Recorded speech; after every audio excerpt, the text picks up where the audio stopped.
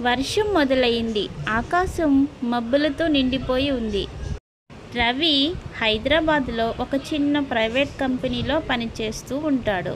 ఇంటి నుండి దూరంగా ఉండే అతనికి ఊరిలో ఉన్న అమ్మే అంతా చూసుకునేది.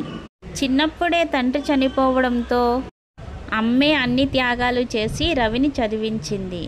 ప్రతి ఆదివారం రవికి అమ్మకు లేఖ రాయడం అలవాటు. అమ్మ, నేను బాగున్నాను, జాగ్రత్తగా ఉండు అని రాసేవాడు. అతనికి అమ్మంటే ప్రాణం. ఒకరోజు పని మధ్యలో ఉన్న అతనికి ఊరి నుంచి ఒక ఫోన్ కాల్ వచ్చింది. కానీ ఫోన్లో ఆవాజ్ వణుకుతూ, రవి, మీ అమ్మ ఆసుపత్రిలో ఉంది అని చెప్పింది. హృదయం గట్టిగా కొట్టుకుంది. ఆఫీసు నుంచి వెంటనే బయలుదేరి రైలులో ఊరి వైపు బయలుదేరాడు. ఆ రోజు కురిసిన వర్షంలో రైలు ఆగిపోగా గంటలు గడిచాయి. రవి చేతిలో ఉన్న లేఖ తడిసి అక్షరాలు చెదిరిపోయాయి.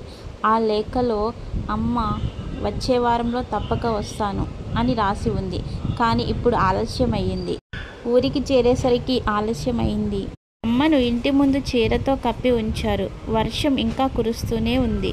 తడిసిన లేఖ రవి చేతిలో ఉండగా కన్నీటి వర్షం అతని కళ్ళ నుంచి పడింది. ఆ రోజు నుంచి రవి ఇక లేఖలు రాయలేదు. ఎందుకంటే అతని లేఖను చదివే వ్యక్తి ఇక లేరు.